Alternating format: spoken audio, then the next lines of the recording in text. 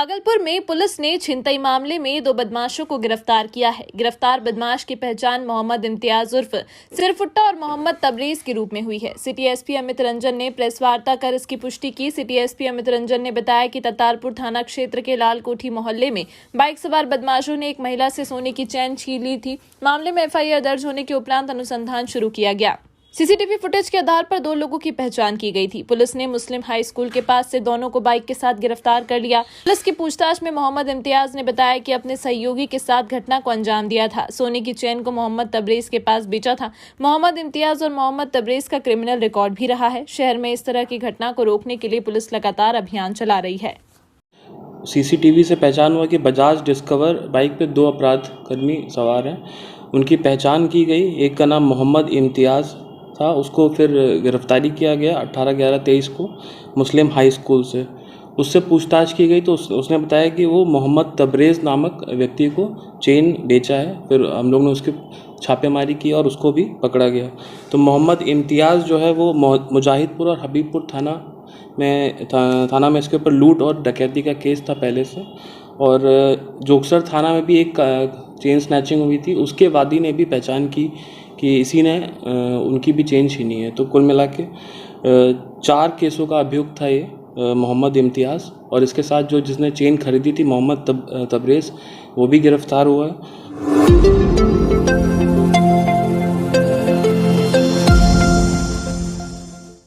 भागलपुर शहर की सड़कों पर अगर आप वाहन चलाते हैं तो सचेत हो जाएं। अब ट्रैफिक नियम की अनदेखी करते ही आपके मोबाइल पर ऑनलाइन चालान पहुंच जाएगा। 5 सेकंड के अंदर एक ऑटोमेटिक ई चालान जनरेट होने लगेगा। जी हां, शहर की ट्रैफिक व्यवस्था को स्मार्ट बनाने के लिए कंट्रोल एंड कमांड सेंटर को एनआईसी से लिंक कर दिया गया है। ट्रैफिक नियम तोड़ने वाले वाहन का नंबर प्लेट ट्रैक कर तत्काल कंट्रोल कक्ष को भेजा जा रहा है। ट्रैफिक नियमों को तोड़ने वाली एक गाड़ी का ऑनलाइन चालान 5 सेकंड में तैयार हो रहा है। परिवहन विभाग के एनआईसी से लिंक होते ही वाहन मालिकों का पूरा ब्यौरा केंद्र को मिल जा रहा है। मंगलवार तक तकनीकी टीम इस बिंदु पर पड़ताल कर रही थी कि वहीं वाहन किसी का और चालान किसी के नाम से तैयार तो नहीं हो रहा है। सिस्टम पूरी तरह अपडेटेड हो गया है। बुधवार से ऑनलाइन चालान चालू हो जाएगा। ट्रैफिक सिग्नल तोड़ने के बाद बचकर निकलना मुश्किल होगा। चालान आपके घर और मोबाइल तक पहुंच जाएगा। रेड लाइट की अनदेखी, जेब्रा क्रॉसिंग जंप करने, नो पार्किंग जोन में गाड़ी पार्क करने, वाहन पर हाई सिक्योरिटी नंबर प्लेट नहीं रहने, 4 पहिया वाहन चालक और सवार द्वारा सीट बेल्ट नहीं लगाने, बिना हेलमेट बाइक चलाने वाले ऑनलाइन चालान के दायरे में आएंगे। कंट्रोल एंड कमांड केंद्र की सुविधा व नियंत्रण की बारीकी समझने के लिए पुलिस को भी प्रशिक्षण दिया गया है। सेंटर में 3 शिफ्ट में 90 ऑपरेटर कार्य करेंगे। ट्रैफिक सिग्नल लगाने का काम पूरा। शहर में 5 प्रकार के करीब 1000 कैमरे लगाए जाएंगे। इनमें 2 तरह के ऑटोमेटिक नंबर प्लेट रिकॉग्नाइजेशन, तीसरा कैमरा रेड लाइट वायलेशन व चौथा camera speed violation detection camera होगा। वहीं अपराध पर नियंत्रण रखने के लिए कई जगहों पर फेस रिकॉग्नाइजेशन कैमरे लगाए जाएंगे। इससे कैमरे की नजर से गुजरने वाले अपराधी का चेहरा स्कैन कर कंट्रोल कक्ष को भेजा जाएगा। ट्रैफिक डीएसपी ने बताया कि बुधवार से ऑटोमेटिक चालान काटे जाएंगे। हर तरीके से व्यवस्था को दुरुस्त कर दिया गया है। शहरवासियों से अनुरोध है कि बाइक चलाते समय 2 ही लोग बैठें और मजबूती वाले हेलमेट का प्रयोग करें। हाईजैक कैमरा से ऑनलाइन चालान काटी जाएगी ताकि शहर में ट्रैफिक समस्या उत्पन्न न हो। एक्चुअली हम लोग ऑटोमेटिक चालान के माध्यम से चाह रहे थे, चूँकि बाइकर्स बहुत ज़्यादा संख्या में हैं, सब चौक चौराहा पे लगा हुआ है सब जगह कैमरा, तो उसके माध्यम से जो फाइन करने का या इन्फोर्समेंट कहिए पुलिस प्रशासन की ओर से, उसका मकसद केवल ये है कि जो आदमी बाइकर्स चलाते हैं उसकी जान सुरक्षित रहे। उसके मद्देनज़र यातायात नियमों का पालन करें। यातायात नियमों के पालन में सबसे पहले है कि आप सामान्य तरीके से जो तरीका है चलाने का, एक सामान्य स्पीड से चलाएं। और जो बाइक पे सुरक्षित रहने का सबसे पहला है कि आप हेलमेट लगाएं। तो हेलमेट चालक जो चलाते हैं उनके लिए ज़रूरी है। और उनके साथ जो पिलियन पीछे बैठते हैं उसको पिलियन बोलते हैं, पिलियन को लगाना आवश्यक है। 2 ही आदमी बिठाना है, 2 आदमी बिठाएं, मोटरसाइकिल पे चलते हैं तो। और दोनों हेलमेट लगाएं, स्टैंडर्ड का हेलमेट लगाएं, जिससे कहीं भगवान ना करे अगर दुर्घटनाग्रस्त होता है बाइक तो आदमी को कम से कम नुकसान हो, इसके मद्देनज़र। और चूँकि सबसे वाइटल पॉइंट लोग का सिर है, इसलिए ये बहुत ज़रूरी है कि आप सिर में बिना हेलमेट लगाएं, घर से ना निकलें। ऑटोमेटिक चालान को लेकर सर क्या कुछ प्रोसेस है, किस तरह से ये काम करेगा और किस तरह से निगरानी रखी जाएगी? इतना साइंस इतना आगे हो गया है। ऑटोमेटिक चालान का मतलब कि हम लोग खड़ा होकर रोक के उसको जो डिस्टर्ब करते थे, या पेंडिंग भी चालान कुछ दिन पहले आ गया है, लेकिन उसको रोकते हैं तो 10 मिनट उनको पहले कन्विंस करना पड़ता है, पहले अपना सब वो पूरा रास्ता तैयार कर लेता है कि कैसे बचें। तो कुछ सामने हो, कुछ किस कारण से किसका, वो 10 मिनट 20 मिनट लोगों को भी डिस्टर्ब करता है, पुलिस इसी में लगी रहती है, दूसरा ट्रैफिक उधर डिस्टर्ब हो जाता है। तो उसके मद्देनज़र ये चूँकि सॉफ्ट है, ऊपर से आप जा रहे हैं, आपको फाइन जो देखा कि आप जो वायलेशन किए हैं तो ऊपर कैमरा के माध्यम से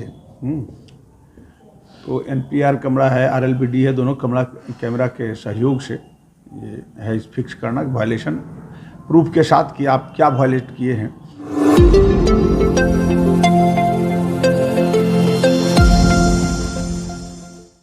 भागलपुर जिले में चयनित 3,760 शिक्षकों को 2 दिनों के अंदर नियुक्ति पत्र दिया गया। साथ ही प्राथमिक, माध्यमिक व उच्च माध्यमिक विद्यालयों के शिक्षकों को मंगलवार को विद्यालय भी आवंटित कर दिया गया। जिला शिक्षा पदाधिकारी संजय कुमार ने बताया कि 1957 से शिक्षकों को विद्यालय आवंटित कर दिया गया है और नियुक्ति पत्र देने के समय हम लोगों ने कई कमरा बना रखे थे जिससे किसी शिक्षक को परेशानी न हो। पहले अभिभावकों की भीड़ काफी हो गई थी, अभिभावकों की भीड़ हटते ही सारा कुछ सही हो गया और शिक्षकों को नियुक्ति पत्र देने में आसानी हुई। सभी शिक्षक संतुष्ट हैं और सभी शिक्षक काफी खुश भी नजर आ रहे हैं। उच्च माध्यमिक के शिक्षकों को इंटरस्टिशियल जिला स्कूल में नियुक्ति पत्र प्रदान किया गया, वहीं माध्यमिक शिक्षकों को नव स्थापित जिला स्कूल में नियुक्ति पत्र प्रदान किया गया, जबकि प्राथमिक शिक्षकों को राजकीय बालिका हाई स्कूल में नियुक्ति पत्र प्रदान किया गया। हर केंद्र पर विषयवार कमरे, रोल नंबर लिखे हुए थे ताकि किसी भी नवनियुक्त शिक्षक को नियुक्ति पत्र लेने में किसी तरह की परेशानी का सामना न करना पड़े। उन्होंने बताया कि जो नियोजित शिक्षक हैं उन्हें 30 नवंबर तक आवंटित स्कूल में हर हाल में ज्वाइन कर लेना है, जबकि जो नवनियुक्त शिक्षक हैं उन्हें अब तक आवंटित किए गए स्कूल में ज्वाइनिंग करना है, नहीं तो उनकी चयन प्रक्रिया रद्द कर दी जाएगी। इसको लेकर शिक्षा विभाग द्वारा पत्र भी जारी कर दिया गया है। बहुत अच्छा लग रहा है क्योंकि मैंने काफ़ी कम एज में फर्स्ट अटेम्प्ट में मतलब मुझे गवर्नमेंट जॉब मिल गया, तो मेरे लिए बहुत बड़ी बात है। और ये मेरा ड्रीम था टीचर बनना और अब सक्सेसफुल हो गया, पूरा हुआ है। और इसको कितनी मेहनत करी थी आपने इसके लिए?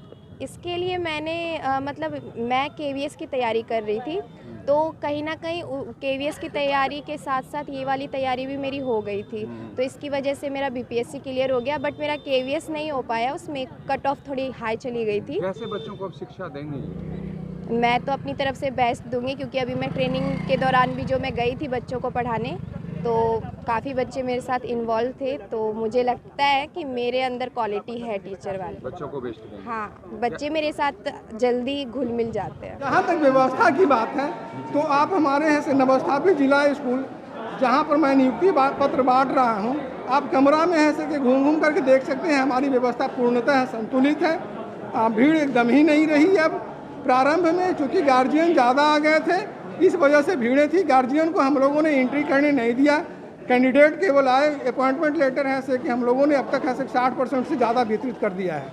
कितने लोगों का? 1957 लोगों का था, जिसमें अब तक ऐसे कि 800 से ज़्यादा लोगों का वितरण ऐसे हो चुका है। आप कमरों का मुआयना करने के बाद इसका एहसास कर सकते हैं।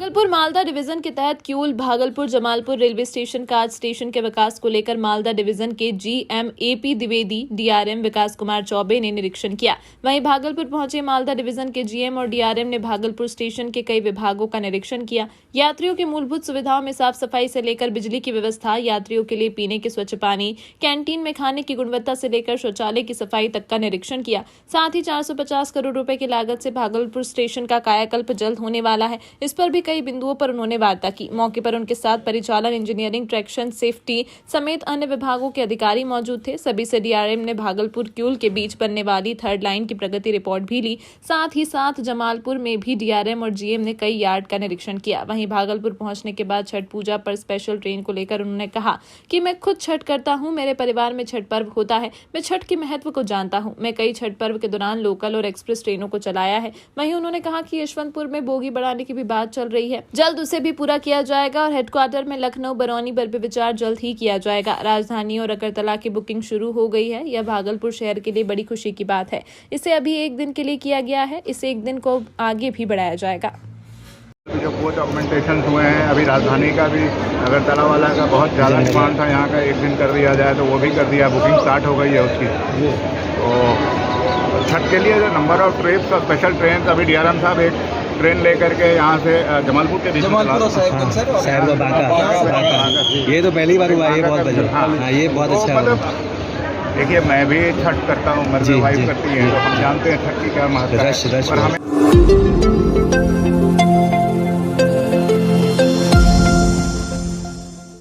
भागलपुर रेलवे स्टेशन पर पूर्व रेलवे कर्मचारी संघ के द्वारा पुरानी पेंशन योजना लागू करने के पक्ष विपक्ष में गुप्त मतदान किया गया। यह मतदान कार्यक्रम 21 नवंबर से 23 नवंबर तक चलेगा, जिसमें कर्मचारी अपने ओपिनियन पोल डालेंगे। इससे पता चलेगा कि कितने कर्मचारी इस पुरानी पेंशन को फिर से शुरू करने के पक्ष में हैं और कितने इसके विपक्ष में हैं। वहीं पूर्व रेलवे के संगठन सचिव सुनील कुमार ने बताया कि यह मतदान 21 नवंबर से 23 नवंबर तक चल रहा है। सभी कर्मचारी बढ़ चढ़कर इसमें हिस्सा ले रहे हैं और हमें उम्मीद है कि सभी कर्मचारियों का ओपिनियन पॉजिटिव आएगा, जिससे कर्मचारियों को भविष्य में कई सुख सुविधाएं प्राप्त होंगी। पुरानी पेंशन चालू होने से कर्मचारियों को रिटायरमेंट के बाद काफी सहायता मिलेगी। इसको लेकर यह कदम उठाया गया है।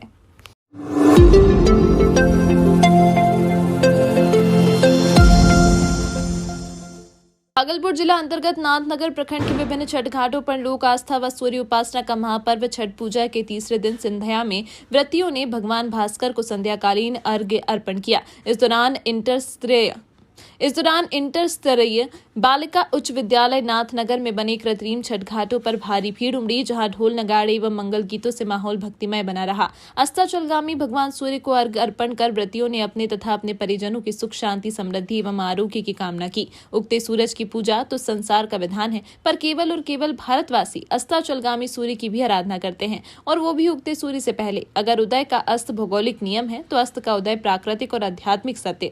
यह व्रत पर्यावरण संरक्षण सहित लोगों को समानता और सद्भाव का मार्ग दिखाता है। वहीं इंटर स्तरीय बालिका उच्च विद्यालय नाथनगर में आए श्रद्धालुओं ने बताया कि चंपा नदी घाट में नदी में पानी नहीं रहने से श्रद्धालुओं को काफी परेशानी थी, इसलिए हम लोग इंटर स्तरीय बालिका उच्च विद्यालय में बने कृत्रिम घाट में साफ सफाई एवं नहाने के लिए झरना एवं महिला छठव्रती को कपड़ा बदलने के लिए रूम बनाया गया।